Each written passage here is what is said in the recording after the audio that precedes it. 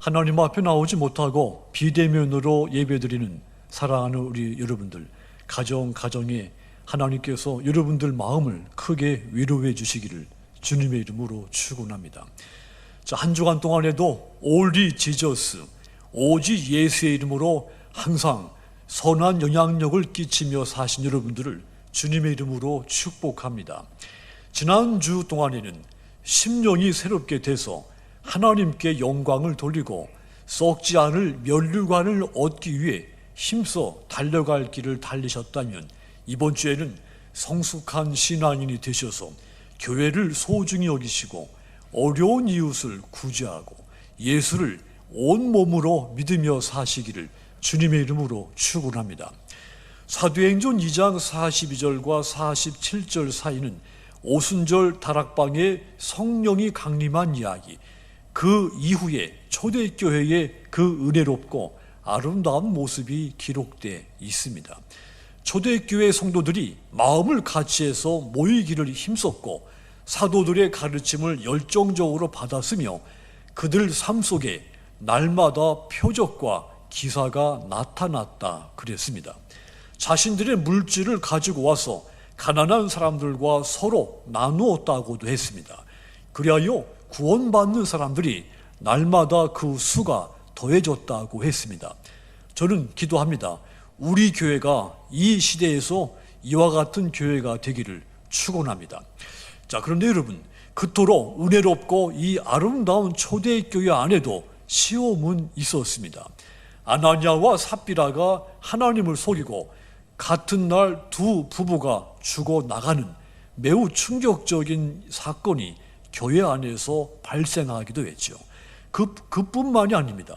교회가 어려운 사람들을 구제하는데 이 일에 아마도 경험이 없었던지 차별이 존재했던 것 같습니다. 그 일로 헬라파 과부들이 시험에 빠지기도 했죠. 해서 헬라파 과부들과 히브리파 과부들이 한동안은 그 인간관계 사이가 멀어지기도 했습니다. 이런 것들이 교회 통합의 방해 요인이 되기도 했죠. 또한 이 초대교회 성도들이 사도들의 가르침을 매우 적극적으로 또 열정적으로 받았다고 했지만, 반대로 그 중에는 또 사도들에 대해서 불만과 불신을 가진 성도들도 있었습니다. 자, 이런 일들이 교회의 크고 작은 분열과 시험이 되곤 했다는 이야기죠. 자, 이처럼 초대교회 안에는 은혜로운 일도 있었지만 반대로 시험도 있었다는 뜻입니다. 그렇다면 왜 이런 일들이 벌어졌겠습니까? 원인이 무엇일까요? 신앙이 성숙하고 신앙이 성숙하지 못한 것, 이러한 것이 문제가 된 겁니다. 이 본문에는 두 종류의 모습을 볼 수가 있죠. 성숙한 신앙인, 성숙하지 못한 신앙인의 모습을 볼 수가 있습니다. 그렇다면 성숙한 신앙인과 그렇지 못한 신앙인이 어떻게 다릅니까? 먼저 교회 안에 미성숙한 성도들이 있었습니다. 모든 부모는 말이죠, 자기가 낳은 자식이 나이가 들수록 성숙해지기를 기대합니다. 자식이 나이가 들었는데도 불구하고 철이 들지 않고 말썽을 부릴 때 부모의 가슴은 무너져 내리는 법입니다. 그런 자식을 보는 부모의 심정은 이 부모의 인생에서 가장 큰 고통이며 시험이 되는 겁니다. 그런데 교회 안에도 신앙적으로 미성숙한 성도들이 있는 겁니다. 신앙이 항상 옛날 그대로인 사람들이 있는 겁니다. 10년을 믿어도 그대로고 20년을 믿었는데도 그대로인 사람들이 있는 것이죠. 30년을 교회 다녔는데 마치 지난주에 처음 교회 나온 사람 같이 행동하는 성도들도 분명히 존재합니다. 신앙적으로 미성숙한 성도들을 보는 하나님의 마음은 마치 철들지 않은 자기 자식을 보는 부모의 마음과 같은 것입니다. 이 본문에 안진뱅이가 바로 신앙적으로 미성숙한 성도의 모습을 잘 보여주고 있습니다. 물론 이 사람이 미성숙한 태도를 보일 수밖에 없었던 이유는 충분히 이해를 해야 합니다. 그의 장애가 그를 고정관념에 메어두었기 때문이기도 하죠. 사실 우리는 누구나 할 것 없습니다. 자기가 처한 환경에 따라서 어떤 고정관념이 생기게 되고 그 고정관념에 매여 살아갈 때가 많습니다. 세상은 이렇게 살 수밖에 없어. 나는 이렇게밖에 살 수 없는 사람이야. 이런 생각에 붙잡혀 살 때가 많죠. 그래서 우리는 자신의 삶이 마음에 들지 않는데도 불구하고 그러려니 하고 똑같은 삶을 반복하게 되는 겁니다. 할 수 없지. 내 운명이지. 세상이 본래 그런 것이지. 이런 고정관념에 꽉 매여서 헤어나지를 못하고 살 때가 많은 겁니다. 그래서 성숙한 인생에 나아가지 못하고 성숙한 신앙으로 나아가지를 못하는 겁니다.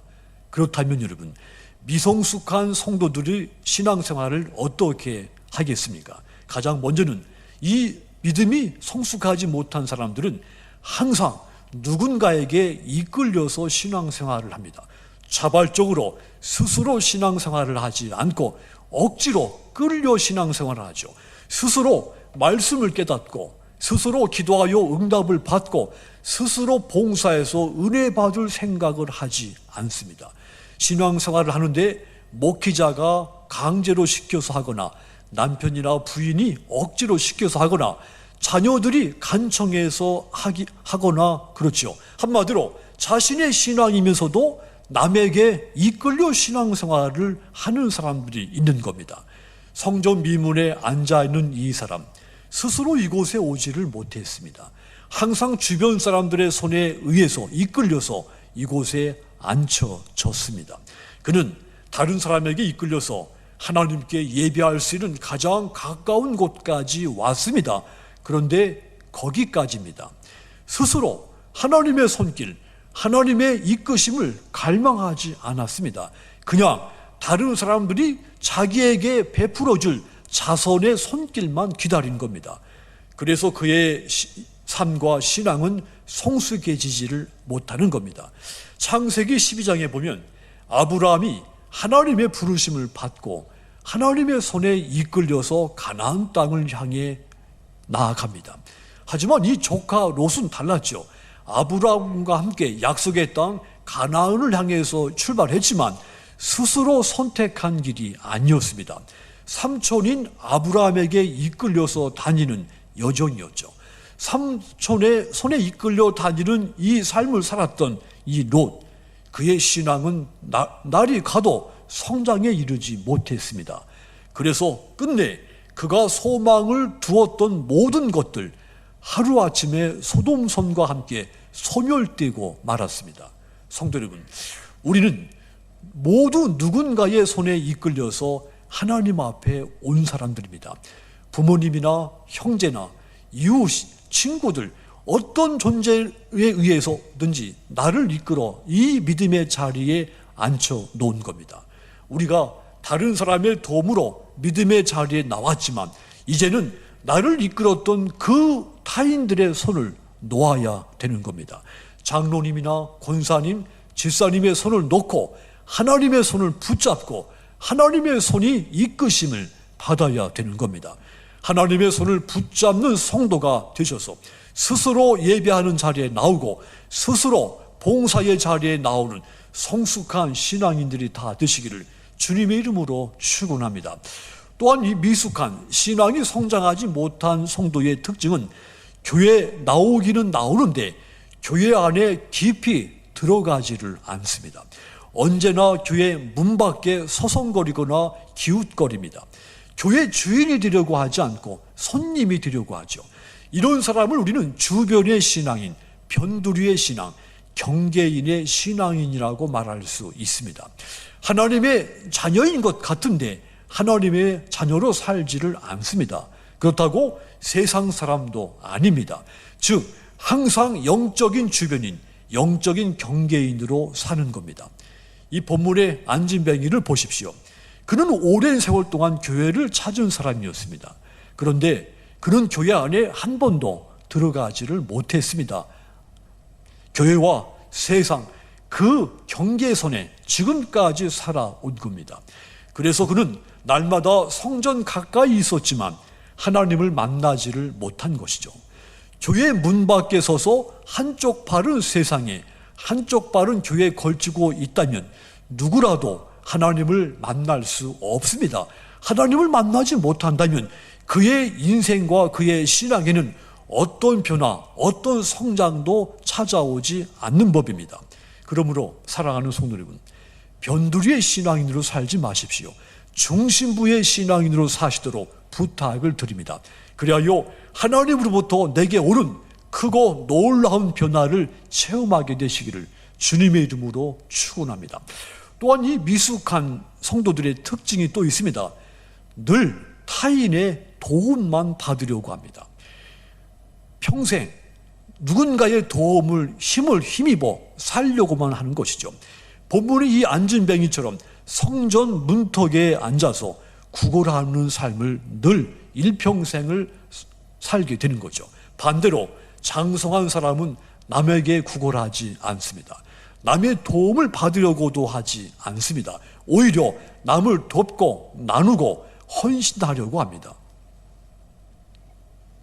자, 이 본문의 안진뱅이 성전문에 앉아서 구걸하며 일평생을 살고 있습니다.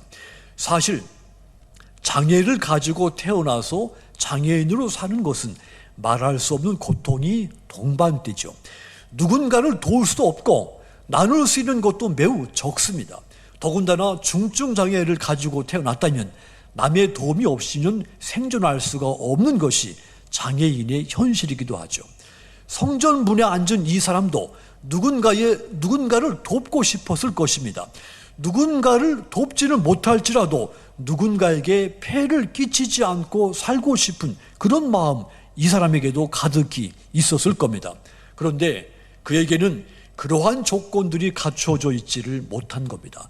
그래서 그에게는 이 장애의 근본적인 원인을 해결해 줄 큰 손길이 필요했던 겁니다.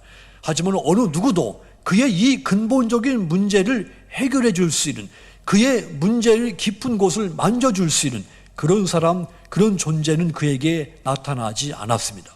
그런데 그에게 희망의 빛이 비추기 시작됐죠. 베드로와 요한이 그를 향해서 나사렛 예수의 이름을 불려준 겁니다. 그리하여 그는 자신의 장애가 해결되고 온전히 성숙한 사람으로 변화시켜 주시는 나사렛 예수님을 만나게 된 겁니다. 그래서 평생 남의 도움을 받던 그가 예수의 이름으로 일어나 스스로 걷고 뛰며 스스로 예배의 자리에 나아가게까지 이르게 됐습니다. 도움을 구걸하던 자리에서 반대로 도움을 줄 수 있는 자리로 그가 스스로 자발적으로 나아갈 수가 있게 된 겁니다. 여러분, 우리는 모두 어딘가 조금 부족하고 미성숙합니다. 완벽하게 온전한 사람은 존재하지 않습니다. 하지만 비록 조금 부족하고 미성숙해도 예수의 이름을 만나면 주님의 이름으로 고침받고 장성한 분량에 이르게 되는 것입니다. 그러므로 살아가는 성도 여러분, 오늘 이 시간 미성숙한 나를 성숙한 신앙인으로 변화시켜 주시는 그 주님을 만나시기를 바랍니다. 그리하여 남을 돕고 나누고 헌신하시는 장성한 신앙인들이 모두 되시기를 주님의 이름으로 축원합니다. 또한 이 미성숙한 신앙인의 특징 한 가지가 더 있습니다. 예수님을 바라보지 않고 인간을 바라보려고 합니다. 예수님을 의지하지 않고 인간을 의지하려고 합니다. 예수님은 눈에 보이지 않지만 인간은, 사람은 당장 자기 눈앞에 보이기 때문이죠. 보이지 않는 예수님보다 눈에 보이는 사람이 자신에게 더 필요한 존재로 생각을 하는 겁니다. 김효석이라고 하는 선교사님이 중국에서 선교 활동을 하는데 어느 날 이 한센병 환자에게 복음을 전하게 됐습니다. 친구를 데리고 한센병 환자 한 사람을 치료하는데 환자의 등에 고름이 가득히 있었습니다. 그런데 이 한센병을 오래 앓는 바람에 이 피부가 굳어서 고름이 잘 짜지지가 않은 겁니다. 이 김효석 선교사님이 입으로 그 골무 부분을 자꾸 빨기 시작을 했죠. 그러자 그 부분이 약해지면서 고름이 터져 나왔습니다. 고름이 터지는 순간 옆에 함께 있었던 그 친구 얼굴에 이 고름이 튀어 묻은 겁니다. 그러자 친구가 울더랍니다. 선교사님이 친구에게 물었습니다. 문둥병에 걸리게 될까봐 무서워서 울었느냐? 그런데 이 친구가 그래서가 아니라 네가 걸음을 빨 때 예수님이 내 옆에 와 계시더라는 겁니다. 그것을 자기가 본 것입니다. 그래서 자기는 그 예수님을 붙들고 있었다는 것입니다. 그런데 고름이 터지면서 자기 얼굴에 묻는 그 짧은 순간 내가 한센병에 걸리면 어쩌지 않은 그 두려움이 생기면서 깜짝 놀랐는데, 깜짝 놀라고 나서 다시 보니 그 순간 내 옆에 계시던 예수님이 가버리고 보이지 않더랍니다. 그 친구가 놀란 것은 1초도 안 되는 0.1초의 찰나의 순간입니다. 그 짧은 순간에 자기 속에서 일어난 변화, 즉 문둥병에 걸리면 어쩌나, 이 두려움, 불신앙, 또 이 한센병을 위해서 온전히 희생하지 못하는, 온전하지 못한 그 희생, 이런 것들이 부끄럽고 통탄스러워서 울었다는 것입니다. 그런 자기 자신을 보고 울지 않을 수가 없었던 것이죠. 가까이 계시는 예수님 또한 자신이 보지 못하는 것이 너무도 후회스러워서 울었다고 말을 하더랍니다. 여러분, 그렇습니다.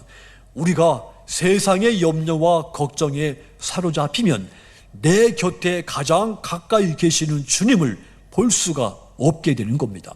성전 미문에 앉아있는 이 안진뱅이도 성전에 오기는 왔지만 예수님을 보지 않고 사람을 바라보고 있었습니다. 본문 3절 다시 보시면 그가 베드로와 요한이 성전에 들어가려 함을 보고 구걸하거늘, 보고 구걸했다. 사람을 보고 구걸했다 그랬습니다. 이 사람은 돈이 좀 있겠을까? 이 사람은 나에게 어떤 도움을 줄 수 있을까? 이 부분만 보고 사람을 본 겁니다. 이 사람도 경제적인 문제에 집중하다 보니 주님을 볼 수가 없었던 겁니다. 자신의 근본적인 문제를 해결해 줄 수 있는 그 주님을 볼 수가 없었던 것이죠. 하나님의 도우심을 간구하지를 못한 겁니다. 하지만 여러분, 우리의 진정한 도움은 하나님의 이름에 있다는 사실을 믿으시기 바랍니다. 시편 124편 8절 보시면 우리의 도움은 천지를 지으신, 따라합시다, 여호와의 이름에 있도다. 주님의 이름은 죄로 죽은 우리의 영혼을 살리시는 힘이 있습니다. 망가지고 깨어진 우리의 상처받은 마음을 회복시키고 우리의 질병을 고치시는, 싸매시는 능력이 여호와의 이름, 나사렛 예수의 이름에 있는 겁니다. 그러므로 사람을 바라보며 도움을 구했던 눈을 돌리시고 예수님을 주목하여 바라보시기를 바랍니다. 그리하여 그 예수님의 이름으로 죄를 용서받고 그 고통의 삶에서 구원받는 믿음의 성숙한 여러분들이 다 되시기를 주님의 이름으로 축원합니다. 사랑하는 성도 여러분, 지금까지 말씀드렸듯이 믿음이 성숙하지 못한 사람들 늘 주변인으로 살고 도움만 받으려고 하고 남에게 이끌려 억지로 신앙생활을 하고 사람을 의지하고 바라보려고 한다 그랬습니다. 이런 사람들이 초대교회에 크고 작은 시험거리를 만들어낸 겁니다. 하지만 여러분, 교회 안에는 언제든지 이런 미성숙한 사람들만 존재하는 것은 아닙니다. 은혜 받은 성도들도 존재하죠. 베드로와 요한같이 성숙한 신앙인도 존재합니다. 그들을 통해 초대교회가 뜨겁고 놀랍게 은혜와 사랑이 넘치게 된 겁니다. 그렇다면 이 베드로와 요한이 어떤 면에서 성숙한 신앙인의 거울이 될 수가 있습니까? 그들에게는 교회를 소중히 여기는 신앙이 있었습니다. 베드로와 요한 늘 성전을 찾았다고 했습니다. 성전을 소중히 여기는 사람은 성전을 찾습니다. 교회 찾는 것이 더딘 사람, 성전을 소중히 여기는 마음이 그만큼 멀다는 증거입니다. 역대하서 7장 14절 16절 보시면 교회는 하나님이 계시는 곳이라고 했습니다. 야곱도 베델에서 고백했습니다. 여호와께서 여기 계시거늘. 그래서 그들이 성전을 늘 부지런히 찾았습니다. 하나님이 그곳에 계시기 때문이죠. 본문 1절도 다시 보십시오. 제9시 기도 시간에 베드로와 요한이 성전에 올라갈새 베드로와 요한 기도 시간에 맞춰 성전을 찾은 것입니다. 주님은 성전을 부지런히 찾는 이 베드로와 요한을 주님의 일에 사용하셨습니다. 저는 믿습니다. 하나님은 지금도 교회를 사랑해서 365일 쉬지 않고 교회에 오셔서 릴레이 기도하시는 여러분들을 하나님의 일을 위해서 사용하실 줄 믿습니다. 또한 교회는 주님의 몸이라고 했습니다. 에베소서 1장 23절 보시면 교회는 그의 몸이니 만물 안에서 만물을 충만하게 하시는 이의 충만함이니라 그랬습니다. 교회는 예수 그리스도의 몸입니다. 교인은 머리가 되신 예수님의 지체들입니다. 그렇다면 서로가 서로를 아끼고 소중히 여기는 것은 마땅한 일입니다. 이렇게 사는 사람이 성숙한 성도인 것입니다. 그러므로 하나님이 거하시는 곳이며 예수님의 몸된 교회를 마치 내 몸의 일부분 같이 소중히 여기시고, 그리하여 또 우리 교회 안에 예수님의 지체진 다른 성도들을 더 존중하고 섬기시는 성숙한 여러분들이 되시기를 주님의 이름으로 축원합니다. 또한 성숙한 신앙인의 특징이 또 한 가지가 있습니다. 베드로와 요한에게 특징이 있었습니다. 어려운 사람들에게 무엇인가를 베풀고자 하는 마음이 그들에게 있었습니다. 성숙한 베드로, 요한, 무엇을 줄까 생각했죠. 그렇다고 이 베드로와 요한이 무엇을 많이 가지고 있었던 것도 아니었습니다. 그들 호주머니 속에는 동전 한 입도 들어있지 않았습니다. 그런데도 무언가를 주고 싶어 했습니다. 왜 이런 마음이 들었습니까? 마가복음 6장에 보시면 오병이어 기적이 나옵니다. 여기 보면 베드로와 요한 많은 제자들이 함께 있었습니다. 베드로와 요한 그 수많은 사람들에 대해서 애정을 가지고 바라보지 않았습니다. 예수님은 그 수많은 사람들을 볼 때 목자가 없는 양과 같이 불쌍히 보셨는데, 베드로와 요한은 그 사람들을 당장 어떻게 해결해야 하는 문제거리, 일로만 바라봤습니다. 그뿐만이 아니죠. 그래서 그들 입에서 이런 말이 나옵니다. 주님, 저 많은 사람들 빨리 집으로 돌려보내십시오. 인간적인 동정심이나 애정이 그들 속에는 그 많은 사람들을 볼 때 존재하지 않았습니다. 그뿐만이 아닙니다. 어린아기가 예수님께 다가왔을 때 이 어린아이를 금지시켰던 사람이기도 하죠. 소경 바디메오가 길가에서 불쌍히 여겨달라고 크게 소리를 칠 때 조용히 하라며 그의 소망과 울부짖음을 짓밟았던 사람이었습니다. 그런데 이런 사람이 어떻게 성전 미문에 앉아있는 이 안진뱅이에게 이렇듯 애정이 담긴 관심을 가질 수 있었겠습니까? 주님께서 부활하시고 승천하시면서 보혜사 성령을 그들 마음속에 보내주셨기 때문입니다. 그 이후 그들 속에 들어와 계신 성령의 감동, 예수님의 그 눈으로 세상을 보고 사람을 보기 시작한 겁니다. 성숙한 신앙으로 달라졌던 것이죠. 그러므로 사랑하는 성도 여러분, 내 속에 들어와 계시는 예수님의 눈으로 어렵고 힘든 사람들을 보시고 그리하여 그들에게 선을 베푸시는 성숙한 믿음의 여러분들이 모두 되시기를 주님의 이름으로 축원합니다. 또한 그들에게 특징이 또 한 가지가 있었습니다. 예수님을 믿되 온몸으로 예수님을 믿었습니다. 말로만 믿은 것이 아닙니다. 손으로, 온몸으로 주님을 믿은 것이죠. 본문 보면 베드로와 요한이 안진뱅이를 향해서 따라합시다. 손으로 잡아 일으키니. 다시 한번 손으로 잡아 일으키니. 이 행위와 고백이 우리에게 절실히 필요합니다. 성숙한 성도는 손을 아끼지 않습니다. 내 손을 내밀기를 주저하지 않습니다. 여기서 손을 내민다, 봉사를 잘 한다는 뜻이 담겨 있기도 하죠. 베드로와 요한이 손을 내밀어 안진뱅이를 일으킨 건 봉사입니다. 안진뱅이가 일어설 수 있도록 그를 적극 도와준 겁니다. 헌신한 겁니다. 장애인을 위해서 봉사를 한 겁니다. 말로만 일어나라 이렇게 하지 않았습니다.